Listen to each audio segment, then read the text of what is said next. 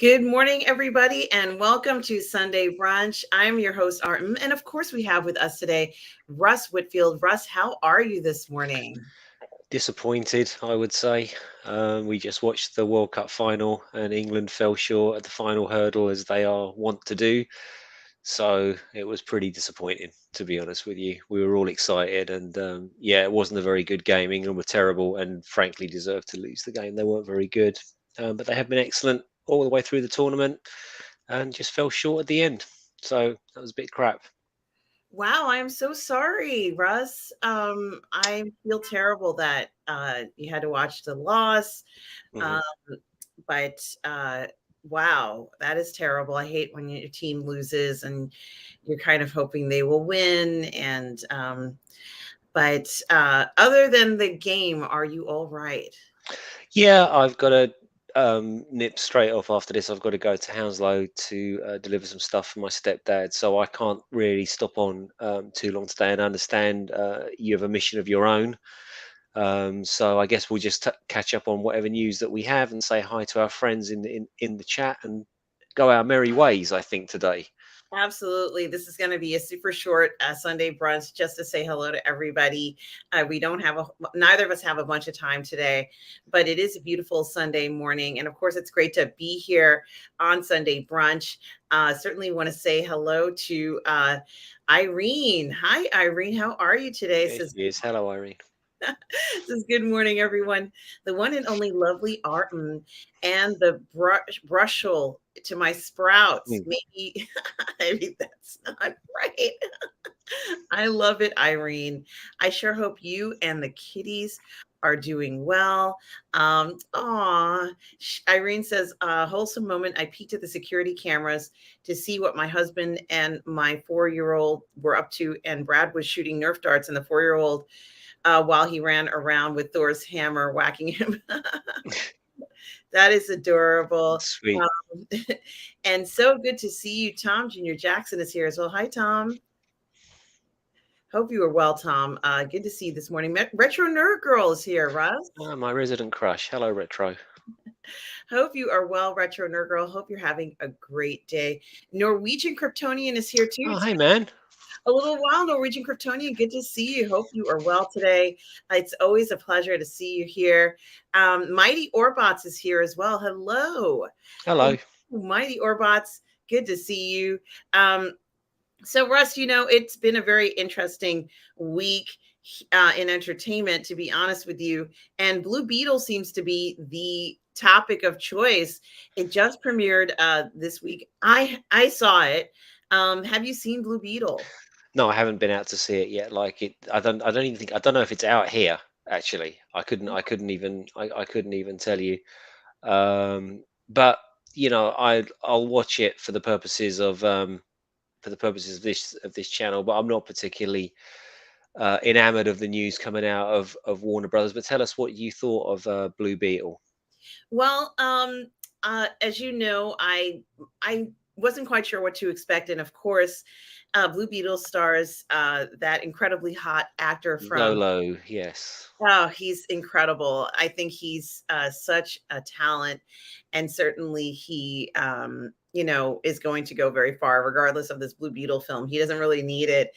He shines on the screen. I think he was great in the film, and I think that the film was, in my opinion, a coming of age film. hmm It starts off where I'm not going to really go too deep into spoilers, but it starts off where the movie, he's coming home from college to see his family. And I guess it's the end of the spring semester. So it's the start of summer. And he's a recent graduate. And the first thing that I thought immediately was, why didn't they go ahead and release this film in around Memorial Day, when all of the graduates would be getting their degrees, high school and college, so they could hop on this film and kind of relate to what's going on with this character? Because I think for a lot of young people, they might relate to him as being a recent graduate, and they could have kind of built on that and really taken advantage of that market. You just graduated. What do you do? Hey, let's go to see Blue Beetle. Let's go to the movies. A ton of kids would have done that. Now they're all in school or go on their way to going to the dorm or whatever it is. And a lot of people are not free to go see this film. And I think that that might have been their main focus or their main market for the movie. And the movie centers around a lot about family and certainly the importance of family. So certainly this film should do well with families in general, honestly. But once again, because it's released at the end of the summer at a time when kids are going back to school, and a lot of family people, they just don't have time to go to the movies now. Many of them are in school full time now. Um, Mm. Especially in the United States, depending upon where you live, school might have already started. So there isn't that time to kind of go out and share a movie like this. And I think it's a huge mistake when it comes to release times. But other than that, it is pretty much, like it's not a movie that was intended to necessarily blow your mind or the best superhero movie ever made. It's made for entertainment purposes only. And, if you go in expecting, maybe just even, I think that the people who made this film knew exactly what they wanted and they made the film they wanted and they achieved that. And in that sense, it is a success. But I couldn't go further with the idea of what this film was supposed to be, because I think it was supposed to be a light story, more or less, nothing too complicated, and then to just for you or your family to have fun watching it. So Hmm. if you're going to a movie where you just want to have that kind of experience, that's what you'll have with Blue Beetle. And certainly nobody overshadows anyone else in the film. So there is no sort of standout individual or anything as far as I'm concerned. It felt very balanced. The family is the most important thing in this movie. And I liked it. So, but I am going to say that it's not on the same level as a lot of other superhero movies, because I think that the audience really is supposed to be maybe 12-year-olds to maybe 25 or 30-year-olds. So Hmm. but that's how I see the film, Russ. And one of these days when you watch it, if you ever do watch it, I'd be curious to see what you But from your roundup, it sort of sounds a little bit like how I felt out when I came out of Black Adam. Though obviously the end bit aside, let's forget about the Superman bit at the end. Let's just talk about the film as a whole. It was fine. It's kind of, he gets his powers, does cool things, loses his powers, and then comes back in the third act and fights someone. It was fine. It was a movie, and it was okay. And that's a lot of what I've been hearing about Blue Beetle. It's not particularly good. It's not particularly bad. It some people are confused, and you can probably confirm or deny this. Like Cavill's Superman is called out in this film. Is that correct? I'm not sure. I'm not sure if he is. Maybe it's of Well, apparently it calls back things that have happened in one of the Superman stories that we know. So maybe they mention General Zod, or maybe they mention him dragging a ship across the North Pole, or whatever it is. But something there is a callback to that, and of course this has been used as a rod with which to hit um, James Gunn and everything that's coming out of DC Studios at the moment, because none of which is clear. So much so that people who wouldn't even normally give a hoot about Warner Brothers and DC and the DCU are starting to cover it on YouTube channels, and moreover into the sort of shill media, your Scream Rants and IndieWires and CBRs and all that. All of these articles are starting to come out of the woodwork now about the state of disarray at Warner Brothers, which which has come from someone tweeted James Gunn about something or another, and he responded with, "I never said I was gonna be doing a young Superman movie."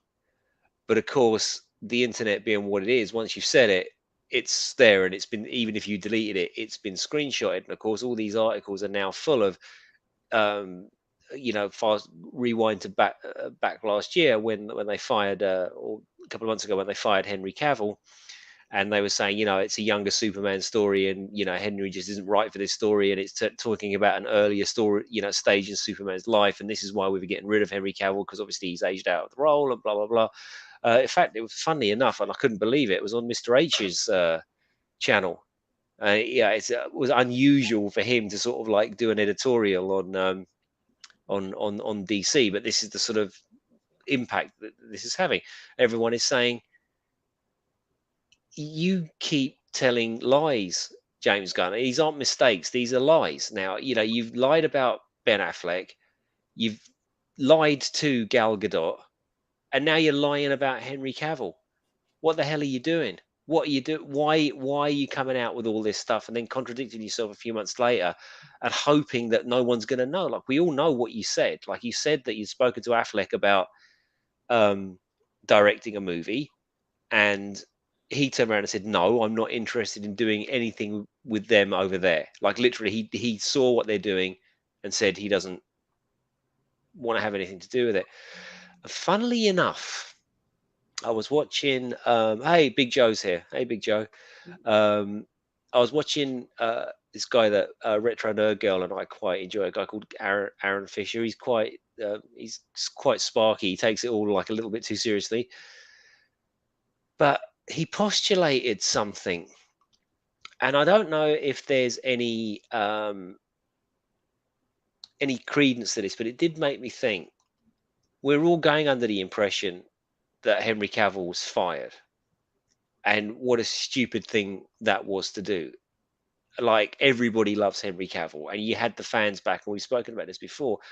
But Aaron Fisher postulates maybe Cavill just looked at it and thought, "No, this is nonsense. I don't want to have anything to do with. This isn't the Superman that I want to play. It's not the Superman I want to have anything to do with. No, Like what thank he did you." with The Witcher. Like what he did with The Witcher, because he gives a crap about lore. He cares about that stuff. He's well into this. That he loved playing Superman. Like, he stayed on playing Superman for years after there were no movies. He's like, my cape is still in the closet, is what he always used to say. But I do wonder if maybe what they've got planned there is just so stupid and awful that these, I guess I would say, they're not veteran, they're more experienced, they're more mature actors, aren't they now? You've got to think a 30-year-old Cavill is going to be thinking differently to a 39-year-old Cavill in terms of his career and what kind of roles he wants to do.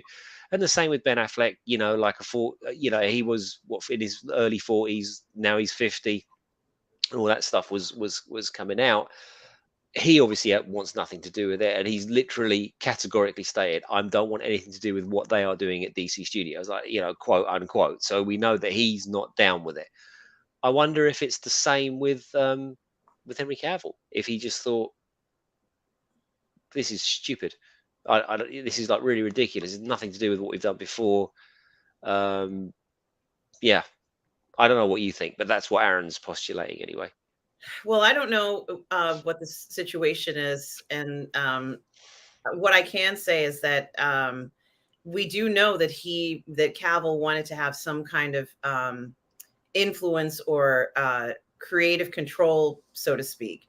Not over the entire project, but certainly a say in whether or not he thinks this is right for him. And of course, as an artist, he has the ability to turn down whatever he likes if he doesn't feel it's right for him, just like he did with The Witcher, which we are all familiar with. But it's something to think about, and certainly, I think that this is going to be very difficult to figure out how this Superman movie is going to turn out. That's coming out if and when it does materialize. I don't know. Sorry. I don't know if Blue Beetle is supposed to be. It's supposed to be a light film, and that's there's nothing more to that film. So, in regard to entertainment purposes, it's accomplished its goal. It's entertaining, but I wouldn't go beyond that that part. And I don't know. Someone asked me last night if I felt the film was authentic, and let's say to Latin culture, Latino culture. I have no idea. I can't go in the film. I don't remember all the details, and I certainly am not going to go into the film and say, well, that reference doesn't make sense, because if you look at people from this region, they would never say that. Like, I don't know. But for some people, I'm sure they're going to look at it and say, wow, this is incredible. This is really enjoyable. And it's great that they did this. But beyond that, it's not, I don't consider it on the level of normal superhero films that we see. This is really, I think, for a different even demographic. They're Mm. trying to grab new, younger audience, in my opinion. That's how I saw it. Um, I don't know if they're going to grab a new younger audience for the next Superman film. I don't believe they will, but let's see what happens. Hello, Darth Plato. How are you today? I just want to say hello to some of these other people. Nathan is here. Says good morning, Artem and Russ. Hello, Nathan. Lugnut6 is here. Says Oh, lug nuts. yeah, so good to see you, Lugnuts. And a beautiful Sunday rose to the celestial paradise Artem and Mr. Sunday Brunch, Russ. That's me. Jamin D is here as well. Hello, Jamin Hey, D. Jamin. Hope you good to see you. Chef Nation is here. Oh, Hello. hello. How are you, Chef Nation? Good to see you as well. And you did say hello to Joe Tyson. Hi, Joe. How are you today? Good to see you. Hope you are well. Guys, so good to see you all. Darth Plato says something interesting. What I hear, Gunn offered Cavill the role of Jor-El instead. Same with Gadot. Gunn anted Gadot to do Hippolyta instead. Hippolyta, yeah. I've heard. I don't. I don't reckon Darth Plato. I reckon that's just made up. I can't imagine. I mean, even in your wildest sort of casting fantasies, you wouldn't. I mean, well, who knows what goes on inside James Gunn's head? But really, imagine you're a casual audience, and you see Superman up there, and you're like, "Well, hang on a minute. Why is he? Who's that woman? What are they doing? You know, when they're on Krypton, why is he? What?" And then you see Wonder Woman, but it's not Wonder Woman. It's actually her. You know, you'd be really confused. It would be a confusing move. So, I think that rumor, I think, sort of smacks more of, I don't know, just something that IndieWire made up on a Sunday morning, but could be. But I think it's a stupid idea. What, and Ben Affleck as Alfred kind of thing, or Commissioner Gordon. Do you know what I mean? It's And Retro Nerd Girl says, yes, Cavill is picky in a good way. Yes. Nathan Trujillo says, Warner Brothers and the studio heads before James Gunn never wanted Cavill. There are reports that he is a hard person to work with also. Well, thank you, Nate. they didn't, but they went. And that was the whole point, wasn't it? And in my head canon, it basically comes down to the fact that Cavill had one more performance left, or two more performances left to do on his contract, and his contract probably said, well, you get paid £5 million per appearance, no matter what.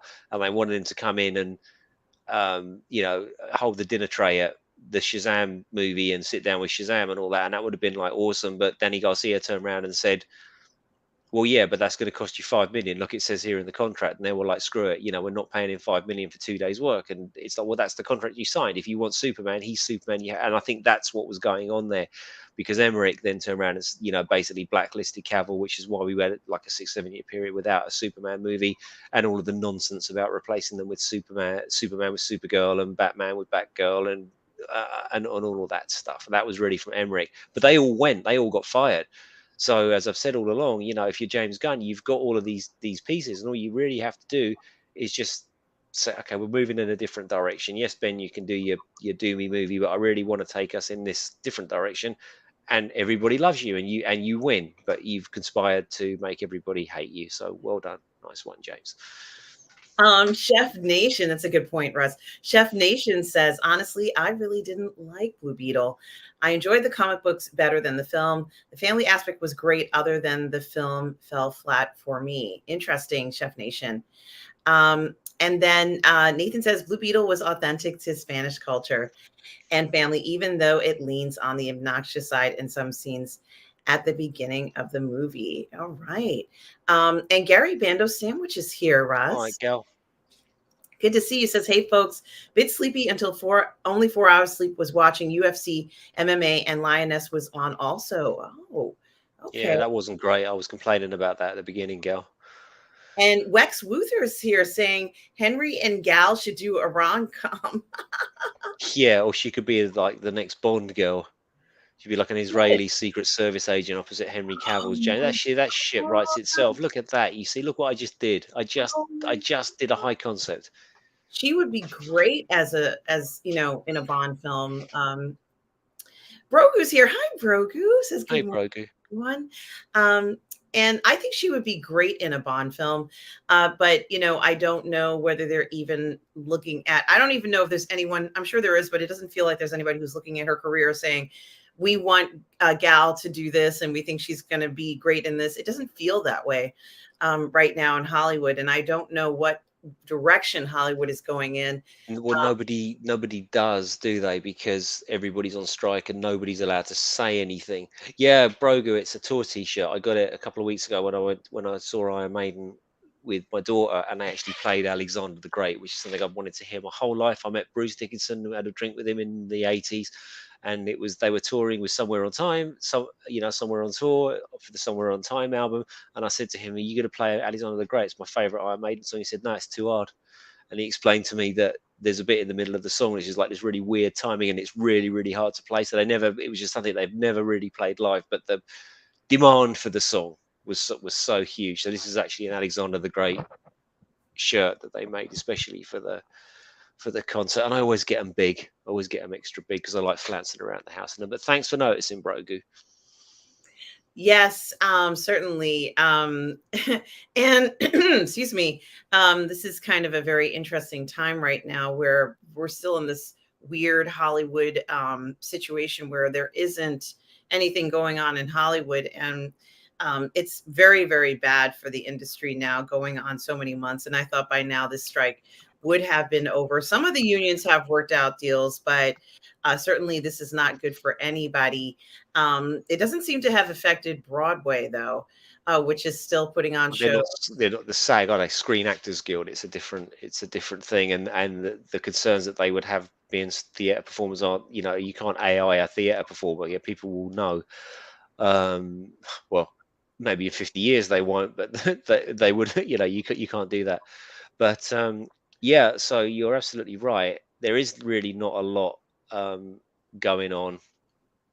Um, well, perhaps she wouldn't. Bonsai Kilborn says, "I don't think Gal would want to be a second banana even to Bond." Well, no, she wouldn't. But you could have them team up, and then you could have, whatever her code name was, and you could have a spin-off and all of that sort of thing. Bond cinematic universe, and have all of these people in it. So maybe she would. I mean, who doesn't love Gal Gadot? To see her is to love her. But yeah, there isn't a lot of news coming out at the moment because nobody's allowed to say anything about anything. So the part of the restraints is that even if you've got a film coming out, you can't talk about it. And a lot of the news, or do you know what actually, or it's not even and chat, it's not even news, is it? At this point, it's like it's non-news. So I've seen a lot of talk coming out about this new Snow White movie, and the comments made by the young, I think it's Jenny Ortega is her name. Is that right? Is that Snow White? I think. Yeah, yeah, And we she's coming out, and of course it's just, and I actually feel so. I don't agree with anything this girl has to say, but she is like really really young, and she's saying things probably at the behest of the studio. You daren't say anything like, well, my movies are flies in the face of modern movies, and I really think that Snow White, all she really wants to do is, is meet a man and have a family and settle down and be a good mum and a good queen. Like, you literally cannot say that. So it's all about her wanting to, doesn't need a man and all of the usual things that are coming out. But I do feel that someone so young that's obviously been, or perhaps not even obviously been put up to this, but is clearly, towing the party line and just saying what she thinks that her employers and her employers want to hear her say, she's getting a little bit battered, I think, for these comments. and You know, Bonzo was saying it's Rachel Zegler who is that's it. Yeah, White. Jenny Ortega's the other one, It's isn't it? it's so it's so unimportant, I think, in regards to the entertainment world that I couldn't even remember her name, to be honest with you. But and neither could you, Russ.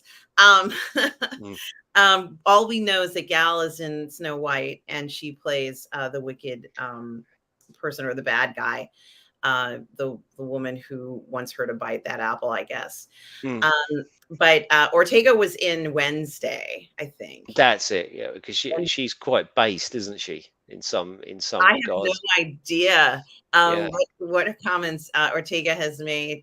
Um, I just think I think the Wednesday, she just turned around and said, "No, that's stupid. My character wouldn't do that." And she's got a bit of a Someone was saying earlier on that Cavill's sort of difficult. I think Cavill's difficult because he's a nerd and he kind of knows that Geralt of Rivia wouldn't do or it wouldn't say it. And this young lady was the same way about Wednesday. She says, "No, this is my character, and she wouldn't do that. I understand what we're doing here, and that's not copacetic." So they've both got a little bit of a reputation for perhaps being a bit difficult. But then, why not? I imagine a lot of good performers have been difficult. I can't imagine that Henry's a toys out of the pram, difficult kind of guy. It would seem to be more like that. This isn't really working. This is silly. We need to rethink this as opposed to what and I'm not doing it and throwing his toys out of the pram character. I can't imagine. Yeah, you make a good point. Now, Darth Plato, you and I were talking about a movie. This is kind of an aside, but since it happens to be on the deadline page and one of the top stories about a drama, Darth Plato, that I couldn't remember the name of the drama, but I watched it. It's a 3-part drama. It's called War Sailor. Hmm. This is the movie that I was telling you about. It's in 3 parts, and I watched it and I liked it. I thought it was good, and it turns out that it's won an award um, at the Amanda Award winner in, I guess, for Norway. It's called War Sailor. So, Dark Plato, when you get a chance, go ahead and check it out. I think it's on Netflix. I can't remember. But in case you were wondering, I finally remembered what the name of the show I was referring to about World War II. Um, now, I've got some Hollywood backstory gossip if you want to hear it. sure. All Just right. want to make sure we have everybody who's there. Yes, go ahead. So, you've heard about indie movies getting a pass to be made under certain conditions for the SAG strike, the SAG thing. So you can apply and get your indie movie made, and everyone's going, "Oh, well, great, it's going to be the time." It's not as easy as all that. So what's happened is they used to have, and I'm not going to say exactly how many, but there was a small team of people um, managing that, looking at the applications and approving the applications and so on and so on, right? Um, More than 50% of that team has left that job. They're just saying we can't cope with this anymore. So now they're sort of down to less than 50% of the people that were looking at these applications. And what I know to be true is that in order to get an indie film made, you've got to have uh, pretty much 80% of your financing in place. You've pretty much got to have cast attached. And you've pretty much got to have the above the line creative teams, that the producer, the director, the writer, obviously the writer, because you wouldn't have a script otherwise. But all of that's got to be in place, and that will kind of get you to the top 5 of the particular queue that these people are looking at. But if you haven't got that, forget it. It's just not going to happen. So it really is like tough times, because trying to get an indie film made is, as anyone will tell you, very, very, very difficult.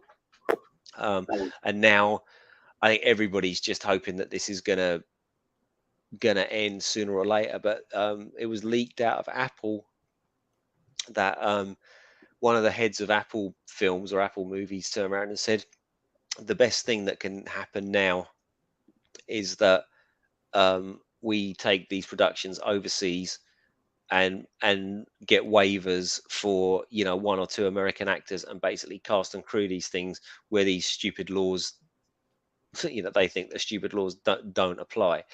So um, that's not that's not from my secret source. That's just that's a known leak, if you like, and it does kind of make sense. Um, if you're thinking, how am I going to keep my business going without these pesky people wanting, to be paid and wanting their rights? Oh, well, we'll just go somewhere else where we don't have to give them any rights and any money, and we'll shoot it in South Africa, or we'll shoot it in the Philippines, or we'll shoot it in Eastern Europe, where we can ride roughshod over everybody. And as long as our American or British or Canadian, our stars are looked after, nobody's going to care. So. that may well be the direction things are moving. And the show must go on, right, Russ? I mean, business is business, and these businesses need to keep going and producing. And I want to talk about Apple in a second. Hello, Keely Chow. Roll Tide to you. Hope Hello, Killy Chow. well. Good to see you. Something I did want to say that's interesting about that is that on Thursday on my channel, I watched a movie that was made or was on Apple. I don't know whether they made it or not, called Greyhound. I believe it was an Apple film. Mhm. And it starred Tom Hanks, and of course, it was about the Greyhound. What it was really about were American boats bringing supplies to the Europeans during World War II across Yeah, the.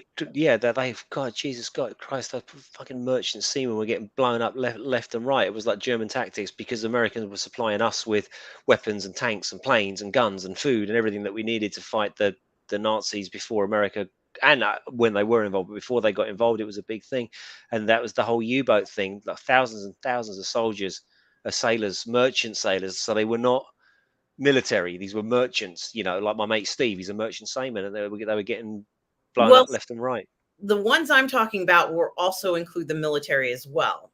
Hmm.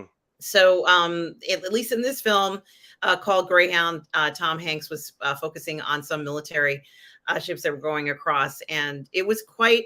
They were escorting the merchant ships, I guess. Ah, I right, hope I'm yes. saying this correctly. Darth Plato, if I'm saying it wrong, just say so. But the point is, because we're talking about the exact same thing, Russ. There was supposed to be a sequel. And the film had the highest rating, I think, on Apple. I could be getting all the numbers wrong, but they said it was Mm. very, very high on Apple when it premiered, and Apple was happy with the results of it, and a sequel was commissioned, but they haven't been able to do anything. Um, and I have no idea what that means, but I just like hearing it. Gary Bando Sandwich Worthington says it was a wet dog of a film. What does that mean? I don't know. I've never heard that expression. And I'm English, but I've never heard it. All right, and um, I wouldn't be surprised if they went ahead. Yeah, and this was the film that we watched the other day, Darth Plato and I. So if you want to see our review on it, you can check it out on Positive Fandom right here. I certainly loved the film as well, Darth Plato. Between Operation Mincemeat and Greyhound, we really are getting these fantastic films. And Russ, you and I discussed Mincemeat and Greyhound, I believe, a few years Hmm. ago with Lance. When the film first came out, it might have been a year or two ago. Yeah, I was pissed. Do you remember, like, we were drinking wine and I was like really drunk, and you never ended up showing me because I was so pissed by the end of the stream, and it was like too shameful because I was going, yeah, I remember that. It was a great review, and I still might show Just it one think of if we fall out, you can show it. Yes. Well, no, no, it was a good review, Russ. It was a good review, but I just I don't hadn't. know. I can't remember. I was Well, pissed. I will certainly show it because it's a great review. The three of us talking about the future of historical films and what's important and why we need to see more. And hello, Thalia says hello and happy Sunday, everyone. Well, happy Sunday to you, Oh, Thalia. Thalia. Hey, sorry, I was thinking about my drunk experience. Hello, Thalia. How are you? I hope you're well, lovely. But And I could see. I'm sorry for drifting. I literally had an on-camera moment there where I just completely zoned out thinking about that. I apologize, chat and everybody else. I enjoyed it very much, Russ. So there's that. But I do have it, and like I said, it was a great review. The three of us did, so I might show it. It's actually pretty long. It's a few hours long, and I might break it up and show it. But what I was going to say is, I can see Apple saying, "Yeah, we got to get the next Greyhound going. We don't have time for this. Let's go." Like what you said, Russ. I think you're absolutely correct on that. I would not be surprised if they did that. Um, I'm kind of hoping that we're going to get a bit of a historical movie renaissance. I'm hoping this for personal reasons, but I'm also hoping because I love a fucking historical me. I really do. 300 Troy and all that kind of stuff. Gladiator, of course. I love all of that sort of thing. And we know that Gladiator 2 is coming out. We know that they're making a sequel to Spartacus, Blood and Sand. I tell you what, I saw the other day, actually, talking of ancient history. Sat down watching the telly, and I get this text from my mate Steve, and he goes, BBC 4 now. All right, what's going on BBC 4? And I turned it on, and they were doing a documentary about gladiators. What? And what was really interesting about this documentary, it's about it's the most famous gladiator story, I guess, which is why they did it. It's about a guy called Priscus and a guy called Verus who were fought as the headliners on the first day of the opening of the Colosseum, and it was a really famous fight and all that kind of thing.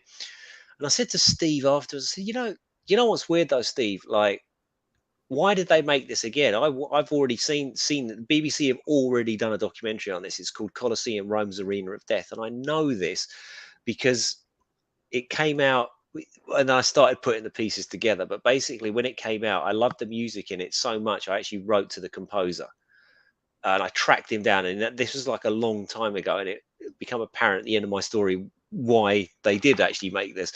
So I managed to track him down through hook or by crook, and I actually got his email address and I wrote to him and I said, I love this music. I'm writing a novel at the moment and it's really so inspiring.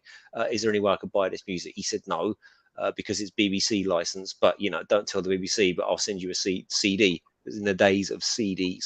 Yeah, And he yeah. sent me the CD. Mhm. Yeah. And I had that soundtrack, and that was a sound that I listened to it over and over again as I was writing my first book. And then I realized that documentary actually came out in 2004. So we're actually nearly 20 years removed from the one I can remember watching and loving the music of. And that's clearly why they felt that they could do it again, because it was nearly 20 years ago. But it was really, really entertaining. I really enjoyed it. It was different to the one that we watched, but interestingly, it had some Unreal Engine CGI in it that looked okay, didn't look brilliant, but for what it was, and I thought to myself that could work in a short film, like, but I wouldn't be too critical if that was in a short film. So yeah, watch this space. Maybe I'm going to make a Gladiator short film. I don't know. That's exciting, Russ. And of course, we all want to see a Gladiator short film from you. We want to see anything that you make. You are a fantastic writer. And guys, make sure you check out Thank you. Russ's Amazon link so you can buy his Gladiatrix books as well. It's in the description, in the bio, I guess, or in the description of the video, as well as in the chat. So make sure you do that. Blazing Asian is here. Hello. I don't think I've seen you before, Blazing Asian. If I have, I apologise. But welcome anyway. Hello, mate. And Rod Thunderheart is here. All right, Rod. Says always a vision of loveliness. RM. Well, thank you, Rod. I love compliments. God bless you for doing that. And my favorite, hello, Rod, says Brogu. I love it. Jamin D says that Percy Jackson teaser looked fun. Not sure if the entire show will be fun or not, though, but teaser was fun. I think it's very interesting trying to figure out where Hollywood is going to go now. And normally there would be a ton of things coming out, and it seems across the board for movies, TV, games, it feels like there really is this roadblock. And so I've been looking at Broadway, Russ. Uh-huh. I've been looking at Broadway, and I want to go and see the Back to the Future musical.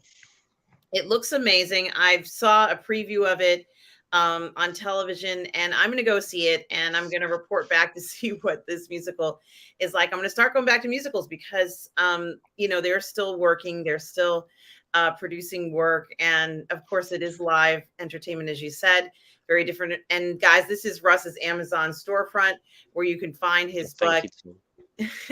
So make sure you do check it out. Yes, and Retro Nerd Girl says, "Wow, hope you make your movie." Well, Retro, I won't be making it because I'm a 52-year-old man from Kingston and I couldn't be a gladiator. But yeah, I kind of hope so too. There's talks about it, but there's always talks. Talk is cheap, filming is expensive, but we'll see. I really hope something can be done. It'd be really cool if it could. So we'll see. But thanks, Retro, and of course, if anything happens, Positive Fandom will be the first to know. Of course, and certainly one of the biggest stories that everybody's talking about, and has absolutely nothing to do with. Maybe it does have something to do with.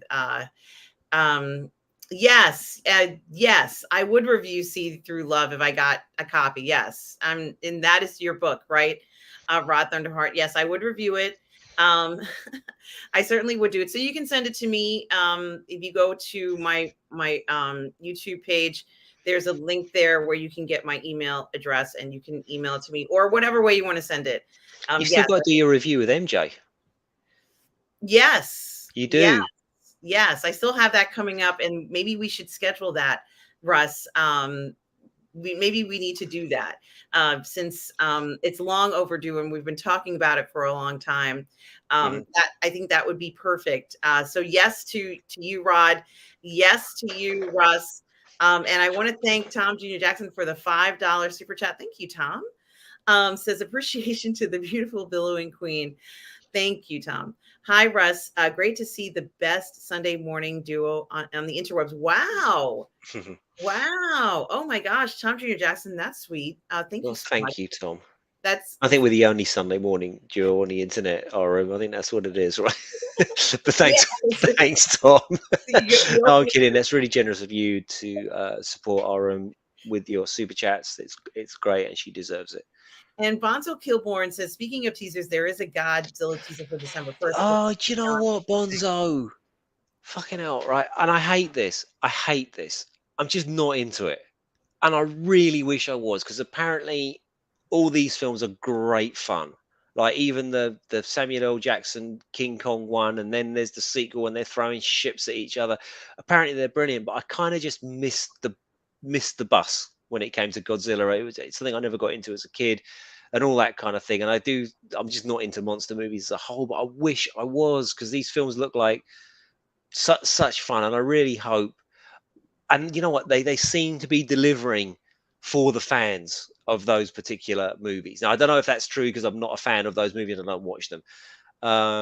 But I hope that they're delivering for you, because they do look like tremendous fun. I sort of think of a Godzilla movie, maybe Bonzo, and I don't know if you're into this, but just go with me for the example, in the way that you would look at karate movies. And Scott Adkins new movie, Michael J. White new movie, Jamie Johnson new movie, Russ is there day one. I won't pirate these movies. I will pay for them. I have. It's really important to support those creators. But I think it's a thing, right? Karate movies and monster movies are kind of they're a genre, aren't they? And I'm not sure that if you are not a fan of that, you're not going to be rushing out to watch the next Scott Adkins in the same way that I'm not going to be rushing out to watch Godzilla. But they do look fun. So I don't know. You tell me in the chat if I'm right or if I'm wrong. Yeah, I hope it's awesome. I really hope it's awesome, because they look hysterical and hilarious. It looks incredible. Here we have a picture of it. It says Godzilla -1. The release date, everything we know so far about Godzilla -1. You can see the picture there. It's the latest Godzilla film, reboots the lizard in an all new time period. It looks incredible. And here it says, what does it say? It's no secret that the franchise has had quite a bit of success in Western markets. So now they're going to be doing Godzilla. I'm just trying to look to see when is it coming out. Look at that. Didn't they say December the 1st? Yes. Happy holidays. Get ready for it on December 1st. It looks so cool. It will But it be. looks ridiculous, doesn't it? And that's kind of the fun of this. It looks ridiculous, and I think that that's what we need right now. We need some entertainment. We need to have some fun. Certainly, this is going to be enjoyable to watch. I think I have no problem with another Godzilla film. I think we need to have a little bit of excitement, a little bit of joy like that, and I think it's going to be fun to watch. As I've said, yes. Also, yes, Rod Thunderheart, send me the book. I will review it for you. And yeah, Blazing Azing says Back to the Future musical sounds amazing, because it is amazing. And yeah, everybody's giving the thumbs up on this. Tom wants to see it. Would you go to see it, Russ? Yeah, I don't often go to see a musical. What was the last one I saw? We Will Rock You, I think, was the last one I saw with my ex-wife and my daughter. My Sam was small as well, so it would be a long time ago that I went to see a musical. But it does make me think that, you know how you watch I don't know if you do. I certainly used to watch a lot of YouTube, and I certainly used to listen to a lot of live streams. And I've said this before. Like, if you take a live stream from this month and you take a live stream from 6 months ago, it's the same guys saying the same things about different movies. It's all gotten very negative. Well, with nothing new really coming out, I did think to myself, we still have the old things, and we can still always watch the old things. And I think sometimes it's a chance to revisit stuff that you might have seen once and sort of and never gone back to again. And I was reminded of this today, and I've seen this film more than once because I really love it, and I've listened to the commentary and everything like that. There's a thing on Marvelous Videos, and they were doing it about Predators. The oh, his name's gone out of my head now. What was the main actor? Royce was the character. Adrian Brody, and it was such like a mind f to see like a legit thespian Oscar winning kind of guy, jacked up in a stupid Predator film. But actually, Predators, as it's gotten older, and it came out, I think, in 2010 or 2011, something like that, as it's gotten older, it's sort of become more and more appreciated. As often a lot of these movies tend to be, oh, it was crap, it was the worst Predator film ever. I really liked it. I thought it was a really cool idea, and I was so happy to watch this review of it. And they were talking about the sequel comic and all that kind of thing. So I'm wondering, Aram, is there a film that you would like to watch? I'm going to put you on the spot. I apologize. And actually, people in the chat, right? Is there a film that you once watched and you sort of didn't really think anything of, but now you would like to go back and give a second viewing of? That I didn't really like, you're saying? Yeah, that you didn't really like, that you'd be prepared to give another go. I have to think about this. See, what made me think about that was I was listening to another eminent YouTuber called Thor Skywalker, who I'm sure everybody in the chat knows, Yeah. and he was talking about Brie Larson's Captain Marvel, right? And he said, all the hate this film got, and he didn't like the film either. So he wasn't like saying, yeah, it's the greatest film ever, and she's the greatest character ever. It's like everyone knows that she's a character with no arc, and all of the criticisms that have been leveled at it. And he said, but I want to do a thought experiment. And I thought, oh, fucking all right, Thor. Sitting in my chair with my cup of tea, I'll play. And he postulates this. He said, Captain Marvel is set in the 90s. Imagine if this film would come out in 1997. Would there be this hysterical, this film is the most woke thing ever, and it's about woman stuff, and he said there's only one scene that's really sort of like overtly girl power and sort of man hatey, if you like, and that's with the stupid biker, and she beats him up and takes his space. He said, aside from that, he said, in the 90s, we'd have probably laughed at that. So is it worth all of the vitriol that this film got, or is that film like, and the comments that were made by Brie Larson? And he said, the comments that she made about, white 40-year-old white guys and all this stuff, that was made at sort of like, the Blue Raspberry Award for, best floral decoration on a film set or something like that. I mean, it really was like this minor ceremony that she'd appeared at because she had a skin in that particular game. So not only, so she said, he was saying in the 90s, that would never have got out anyway. So her sort of bad PR, it's a bit like the Rachel Zegler situation as well, isn't it? Really, but her gobbing off, which then got out, adversely affected people's reactions to the film. He said, the film in and of itself, much like Blue Beetle or Black Adam, is entirely innocuous. It's just like a non-event as a movie. So I might watch Captain Marvel again. Well, that's interesting. I usually, when I don't like a film, I don't bother to watching, and I don't even think about it anymore. Like I'm like, oh, okay, it wasn't exciting to me, and then I go on to something else. I don't spend even a single second hovering over the film. So yeah, I could rewatch a film that I didn't like before. I could do it. It doesn't mean, it's not sort of like something where I can't, it's so difficult for me to rewatch a film. In fact, I watch a lot of films I don't like on a regular basis, Russ. Yeah, but it's like, I'm often reminded of the Star Wars I've got to get the word right, prequel trilogy, which everybody sort of like, you remember, George Lucas has ruined my childhood and all these kinds of things that were going on. But, sort of like 5-10 years after their release, they're suddenly beloved, and people, sort of look back on them really, really fondly and like, actually, you know what, they were really good and we were really just out of order with our reactions.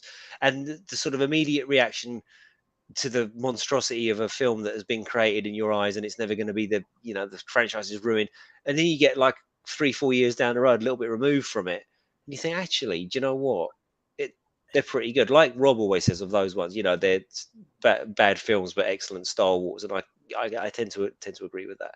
Well, it is interesting because the notion of looking at a film and trying to find the positive parts of the film or things that you think might be worthwhile in a film is certainly not. I think that's the basis for my channel, but but I also think that as what have I'm not saying I've looked at more films than anyone else, but let's just say I've watched many films, that I wouldn't normally have chosen to watch, and have watched them from beginning to end.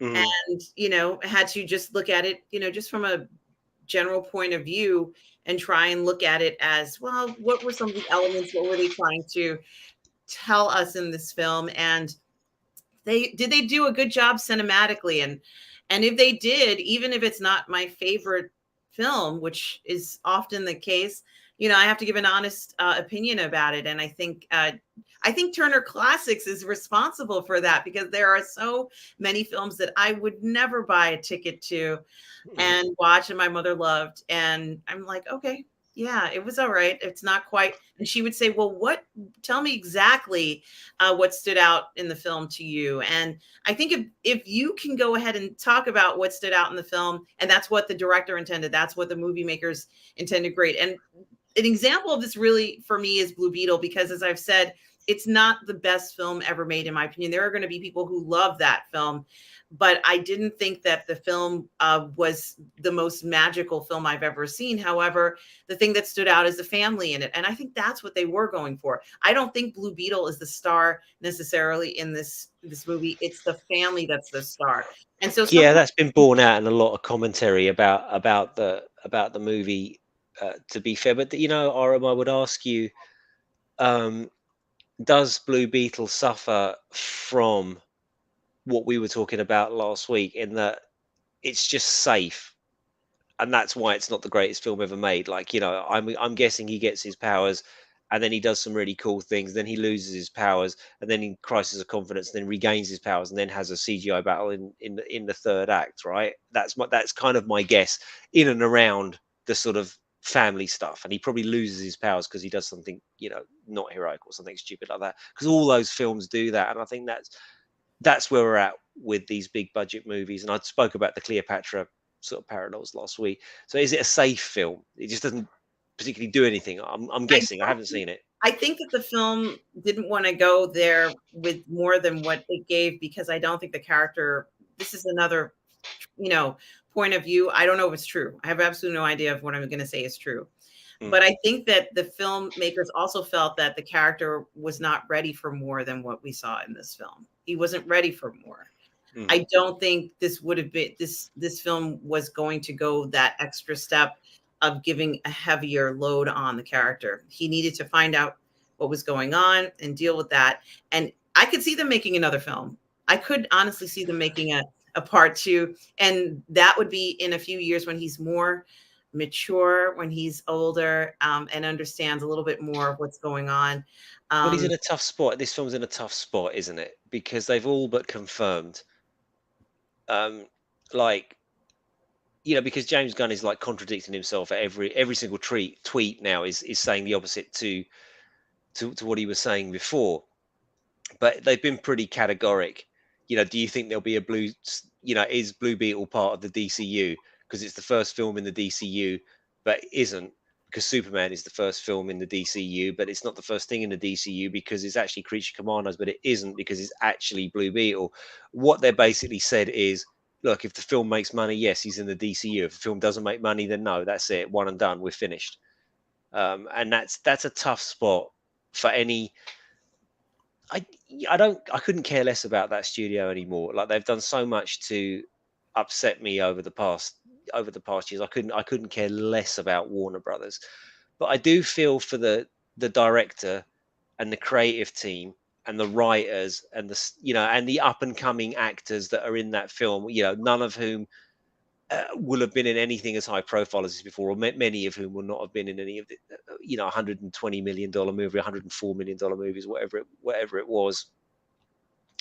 You got to feel for them because they've sort of been cast out into this wilderness of Shazam 2, The Flash, Blue Beetle, and Aquaman 3, sort of all floating like little turds around in a toilet, just circling the abyss that is the DCU, wondering, are these turds connected to this huge turd that's coming, or are these turds going to be flushed away? And that's kind of what it feels like. It's like the films don't exist, and I've asked about this before.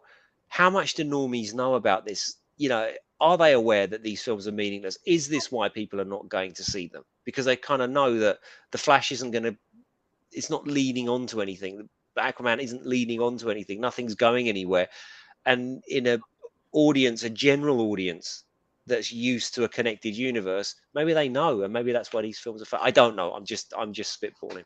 Well, it's something to think about. And Bonzo Kilborn says, Russ, you can be the mature gladiator of many titles who wants one more run at the top.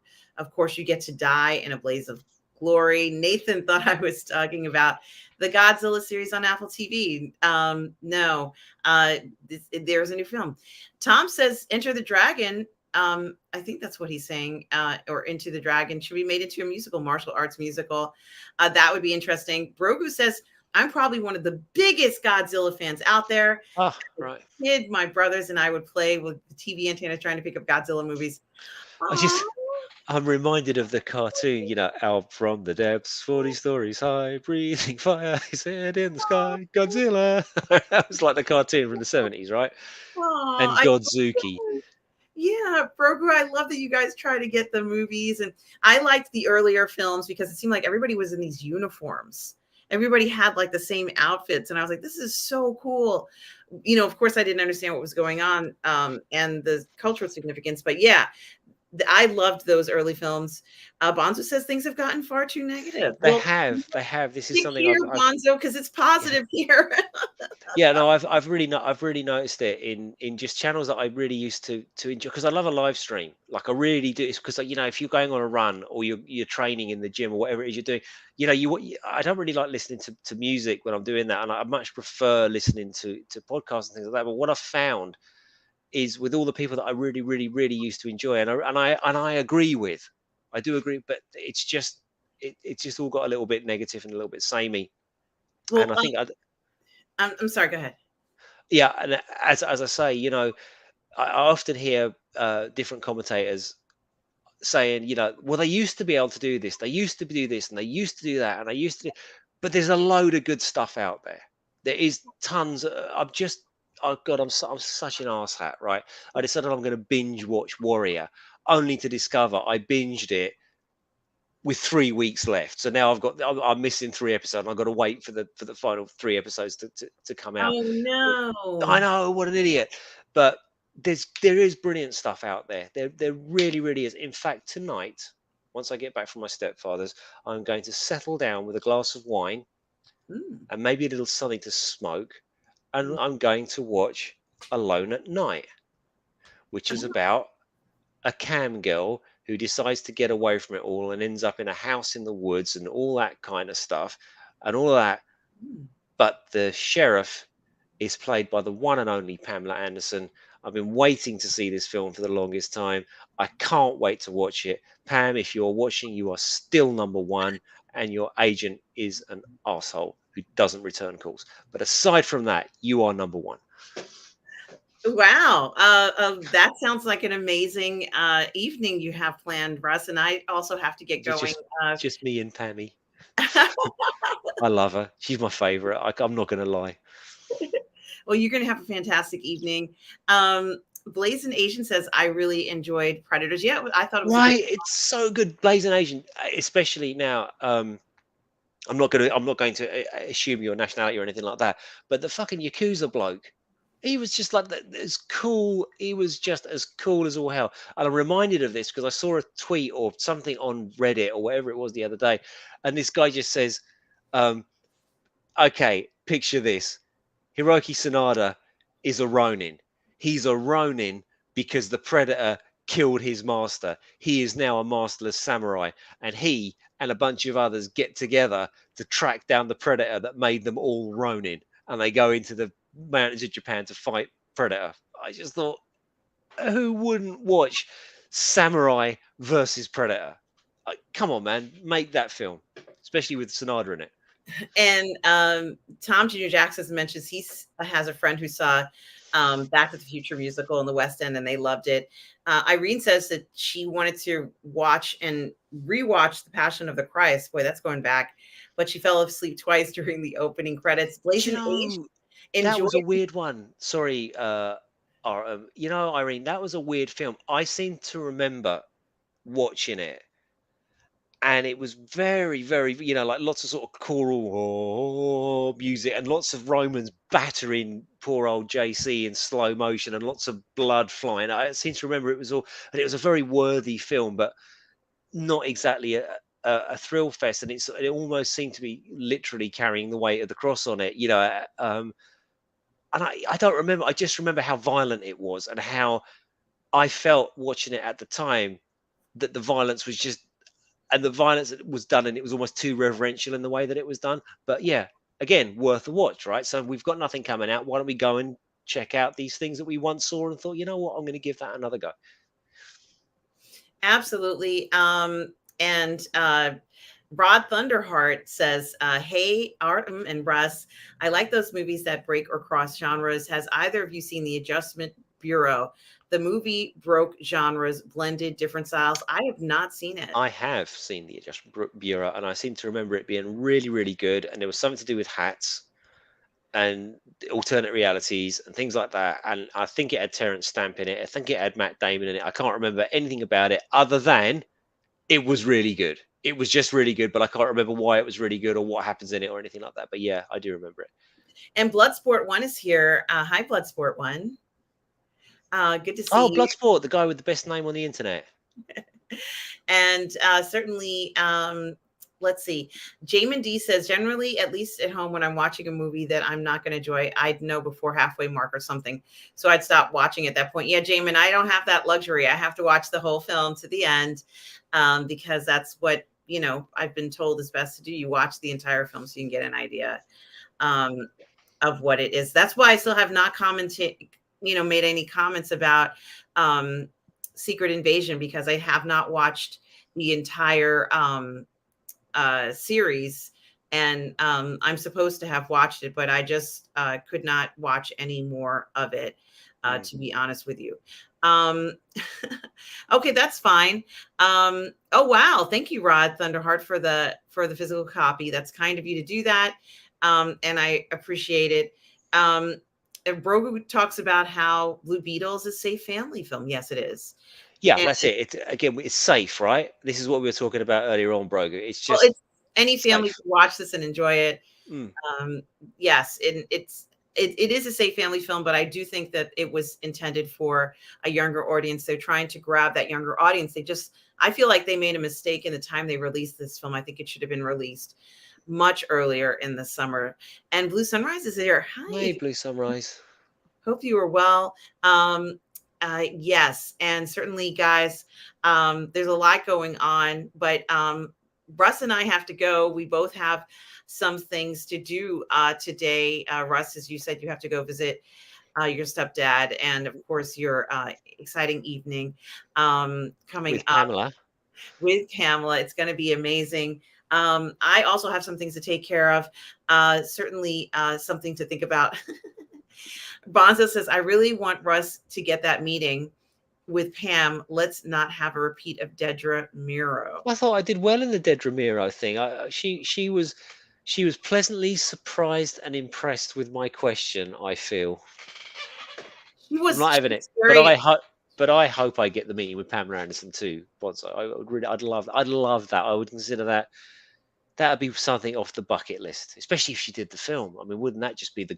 I was talking to a producer about it, and he's going, I don't know, and I was like, no, I was insistent. I said, look, when you say the name, you knew who she was instantly. I said, you know who she is. You keep saying to me, we need names, we need names. If I say Pamela Anderson, you go, yeah, I know who that is, right? Am I right? And he's like, well, yeah. And I said, good. Well, then that's what we're gonna do, right? And he go, well, I don't know. So, Well, hello, fighting for it. hello, Mario. We're praying for you, Russ. Hello, Mario. Hey, Lopez says Mario. hi, guys. We are wrapping up the show right now. I just want to say hello to also Mike Alito, who says I logged in to tell Russ that it's unfortunate that he's giving Blue Beetle short shrift without having seen it. I was pleasantly surprised. Okay, there you go. Mike Alito, I guess, enjoyed it. And there's that. Yeah, Mikey. I think everyone's agreeing it's just bang average. I haven't seen it yet, but I've made my prediction as to what I think it's going to be. And we were sorry chat, just to catch Mikey up. We were basically saying, what's happening with this film. It seems to have been like Shazam, like the Flash, and like Aquaman 3. It just seems to have been cut loose a little bit. And where does this film exist, and is it even supposed to exist? And that's why it's getting a little bit of a tough time, I think. But yeah, we'll see. I hope it's good. And Rod Thunderheart says the hats allow the Adjustment Bureau to cross over There from you the go. reality of fate to the real world. I got to watch that. Matt Was Damon. Terence Stamp in it, Rod? I seem to. Why can Was Terence Stamp in it? I think he was. Now it's starting to come back to me. And Blue Sunrise says, I want to see Blue Beetle, if nothing for just the Guyver suit. I love that. Yeah, it looks good. It looks incredible in the story. You're going to like the way it looks. Blue Sunrise. And Retro Narco says, an evening with Pamela. So guys, I want to No, thank I can't go there. I can't go there. I want to thank you all for watching Sunday Brunch. Yes, the Pamela doc was amazing. It was brilliant. Yeah, I loved it. I absolutely loved it. It's really weird, like when they spoke about, when the tape was the biggest thing in the whole universe ever. And you'd be thinking, well, why would you do that, you idiots? Like what? But then, of course, you saw in that documentary, like Tommy Lee's just like obsessive. Like Pamela had like 50,000 tapes or something like that of their entire lives that he'd go around filming everything. So there's your why. Absolutely. And Rod Thunderheart for the $5 Canadian super chat. Thank you so much, Rod. Says Nice just one, a few Rod. thoughts to keep the channel lights on. Art and see Justin. I will watch it. I will watch it. This is so exciting. Thank you so much, Rod. I really appreciate the support. And I also want to say thank you to Tom Jr. Jackson, who also sent a $5 super chat earlier. You both are amazing. Thank you so much for the support. Thank you, everybody, for being here. I need to know if Irene's finished reading those books I sent her. That's the thing. That's my big question. Like got sent a bunch of freebies there, Irene. You've been pretty quiet. I was expecting you to be blowing sunshine in my direction, telling me how awesome I was. Yet not a word.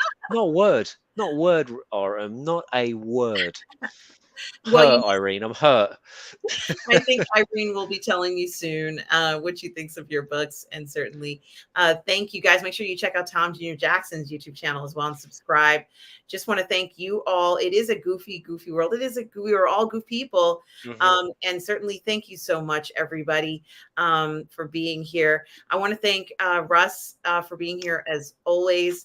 Russ, of course, where can people find you? Normally here. But if not, you can always email me at contact@russellwhitfield.com, as Irene has and a couple of other people have. Certainly Darth Plato, we've chatted back and forth.